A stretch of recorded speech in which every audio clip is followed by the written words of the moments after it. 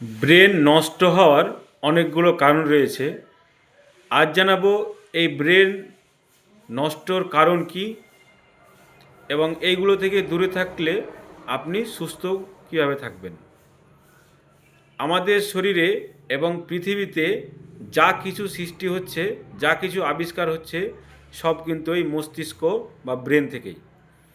এই ব্রেন যাদের দুর্বল, তাদের জীবনের দুর্বলতা অনেক বেশি। যাদের ব্রেন তীক্ষ্ণ, তাদের ভবিষ্যৎ তীক্ষ্ণ। শুধু পড়াশোনায় নয়, অনেক পড়াশোনা না করেও অনেক মানুষ অনেক নাম কামিয়েছে শুধু ব্রেনের শক্তির জন্যে। তারা ব্রেনকে তীক্ষ্ণ এবং ধারালো করে রেখেছে তাদের নিজের শক্তি থেকে। এই ব্রেন নষ্ট হওয়ার কিছু কিছু কারণ রয়েছে, এই কারণ থেকে ব্রেন নষ্ট হয়, সেগুলো আমরা জানব।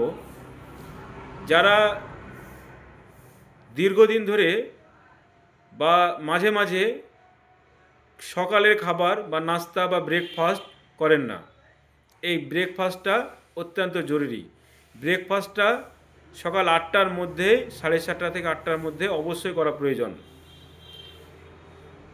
দ্বিতীয়ত হচ্ছে, যারা দেরি করে ঘুম থেকে ওঠে এবং দেরি করে ঘুমায়, ঘুমের সঠিক সময় হচ্ছে সূর্যাস্তের 2 ঘন্টা পরে পরে এবং সূর্য উদয়ের 2 ঘন্টা আগে। এর মধ্যে পর্যাপ্ত পরিমাণে আপনার ঘুম প্রয়োজন আছে। ঘুম থেকে যারা বিরত আছেন তাদের মেমোরি লস হয়, খিটখিটে মেজাজ হয় এবং ব্রেনের প্রতি অনেক প্রভাব পড়ে। এই ব্রেন, আমাদের শরীরের অনেক নিউরন রয়েছে, ব্রেনের মধ্যে অনেক টিস্যু রয়েছে, অনেক টিস্যু ক্ষতিগ্রস্ত হয় এই সব কারণ থেকেই। আরও যেসব কারণগুলো হচ্ছে, প্রস্রাব আটকে রাখা, ইচ্ছাকৃতভাবে প্রস্রাবকে আটকে রাখেন যারা, তারা কিন্তু ব্রেনের ক্ষতি ডেকে নিয়ে আসছেন। অতিরিক্ত যারা মিষ্টি খাবার খান, তারা কিন্তু ব্রেনের ক্ষতি ডেকে নিয়ে আসছেন।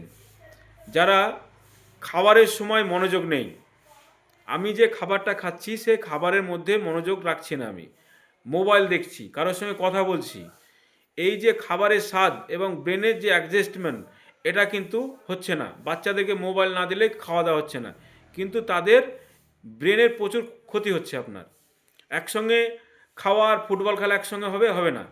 তো যে খাবারটা খাবো সে খাবারটা যেন তৃপ্তি সহকারে খাওয়া হয়, এবং খাবারের পরে থালা চেটে বা আঙুল চেটে খাবেন, দেখবেন আপনার একটা ঢেকুর আসবে।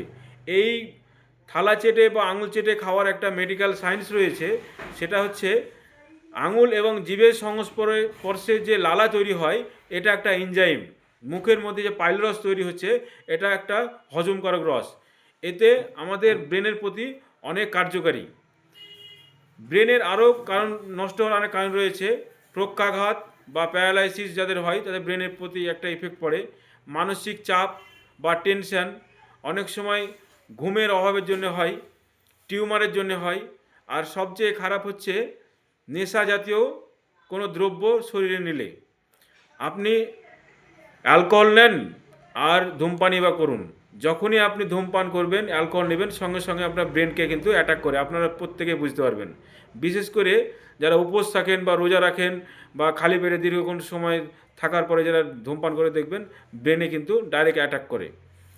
এই সব কারণ থেকে ব্রেন কিন্তু নষ্ট হয়। এই কারণগুলো থেকে এড়িয়ে চলবেন, এবং আগামী দিন যদি ভালো ভিডিও করতে পারি তার জন্য একটা লাইক এবং পেজটি ফলো করে রাখুন। আপনার মনে যদি হয় যে এটা কারো কাজে লাগতে পারে, তো অবশ্যই শেয়ার করবেন।